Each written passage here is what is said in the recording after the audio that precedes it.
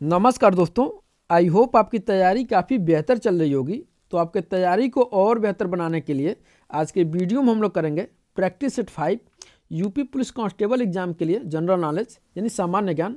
और ये हम लोग का 5वां प्रैक्टिस सेट होगा। अगर आप 4 प्रैक्टिस सेट नहीं देखे होंगे तो उसका लिंक हम आपको डिस्क्रिप्शन में दे देंगे, आप वहाँ से जाकर देख सकते हैं। तो चलिए दोस्तों, आज के सबसे पहले क्वेश्चन की शुरुआत करते हैं। और सबसे पहला क्वेश्चन है आपका, कुतुब मीनार का नाम सूफी संत ... के नाम पर रखा गया था। ऑप्शन ए देखिएगा, शहीद वाहिद अशरफ। बी है अलाउद्दीन साबिर कलियारी। सी है ख्वाजा कुतुबुद्दीन बख्तियार काकी।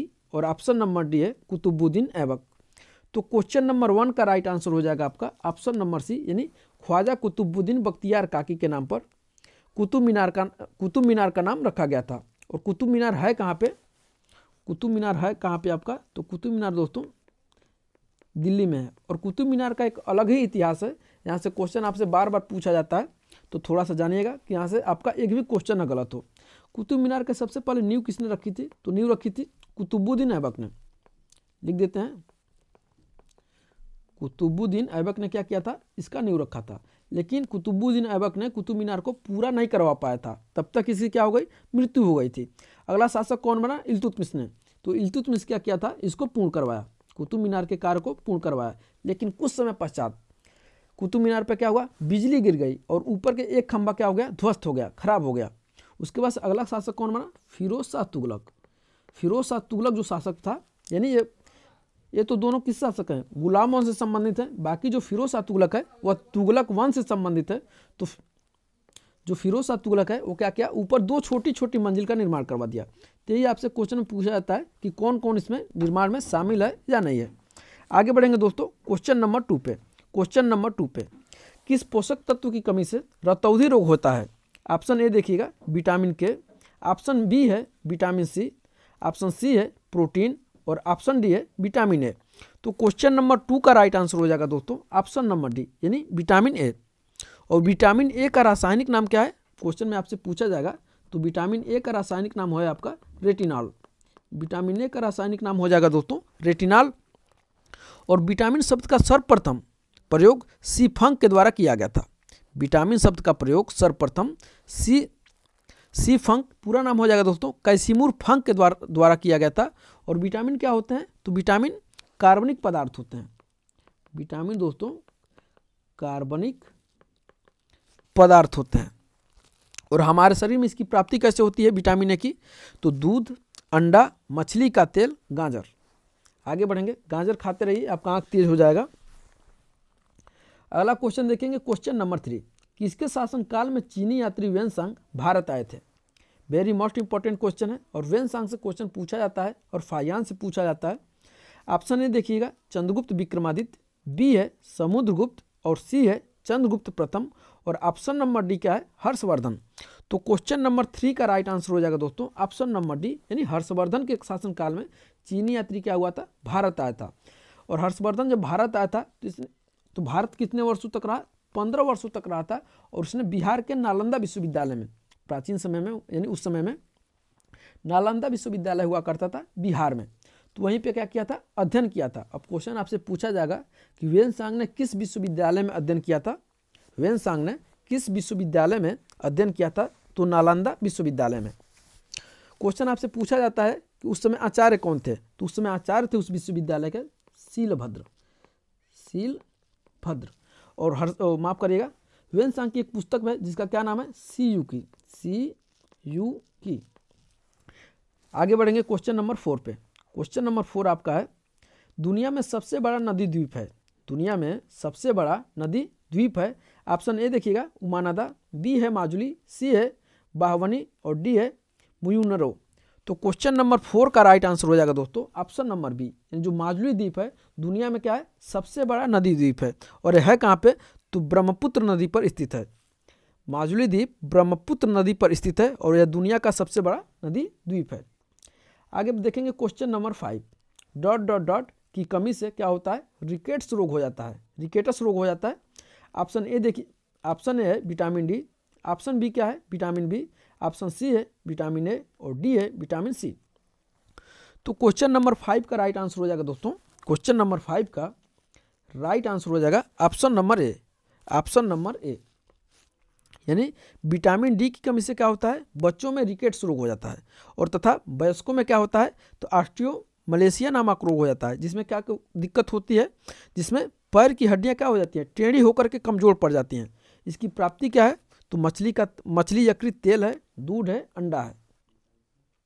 आगे देखिएगा क्वेश्चन नंबर 6, भारतीय संविधान का कौन सा अनुच्छेद सभी नागरिकों के लिए समान, न्याय और मुक्त कानूनी सहायता को प्रोत्साहित करता है। और ये वेरी मोस्ट इंपॉर्टेंट क्वेश्चन है, यह छोटे से लेकर के बड़े एग्जामों तक, हालांकि यह पीसीएस और आईएएस जैसे एग्जामों में यह क्वेश्चन देखने को मिलता रहता है।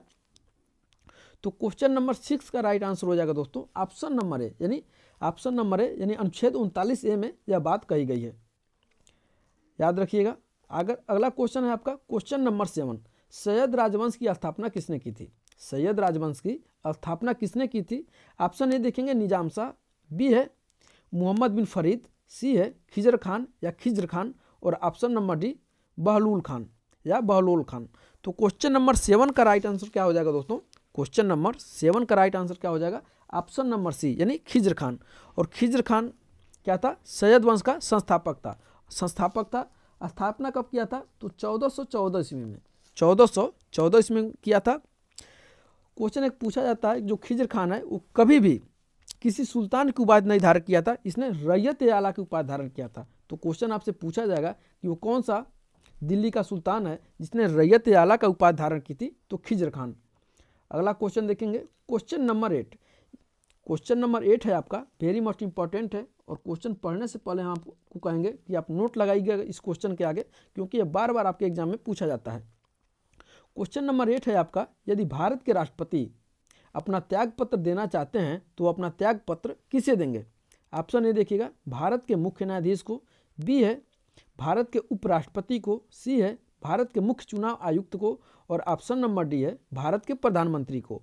तो क्वेश्चन नंबर 8 का राइट आंसर हो जाएगा दोस्तों ऑप्शन नंबर बी, यानी जो भारत के राष्ट्रपति हैं वो अपना त्याग पत्र किसे देंगे, तो भारत के उपराष्ट्रपति को देंगे। और आपके जानकारी के लिए बता दें, अनुच्छेद 56(2) के तहत, अनुच्छेद 56(2) के तहत राष्ट्रपति अपने त्याग पत्र से पहले उपराष्ट्रपति को क्या करते हैं, संबोधित करेंगे।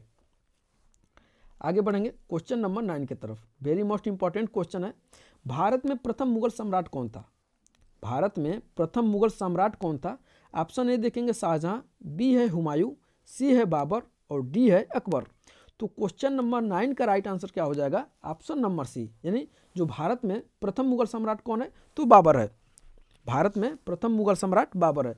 आपको याद होगा कि पानीपत का एक युद्ध हुआ था, पानीपत का प्रथम युद्ध हुआ था 1526 में, 1526 में पानीपत का प्रथम युद्ध हुआ था बाबर और इब्राहिम लोदी के मध्य, जिसमें क्या हुआ था, इब्राहिम लोदी पराजित हो गया बाबर से, और बाबर ने यहीं पे भारत में पहली बार मुगल वंश की नींव डाली थी, इसीलिए भारत का प्रथम सम्राट कौन है, बाबर है।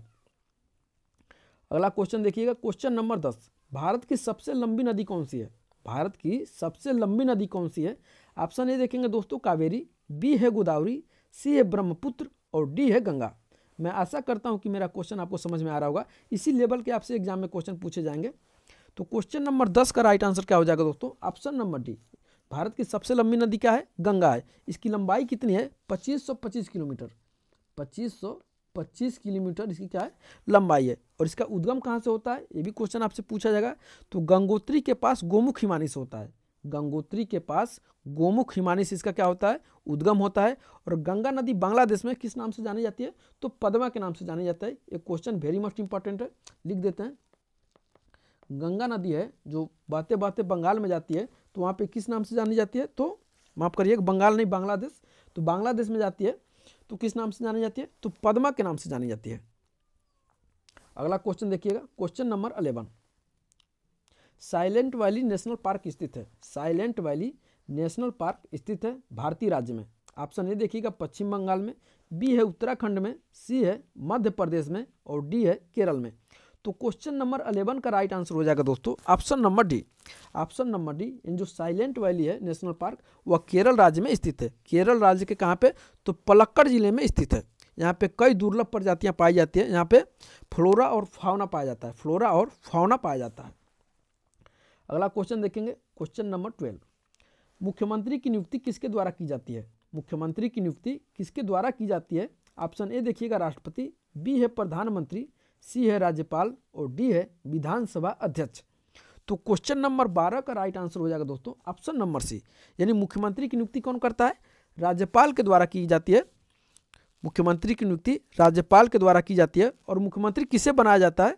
तो जो विधानसभा में बहुमत दल का नेता होता है। तो आज यहीं पे क्वेश्चन को कंप्लीट करते हैं और क्वेश्चन बताइएगा कैसा लगा आपको।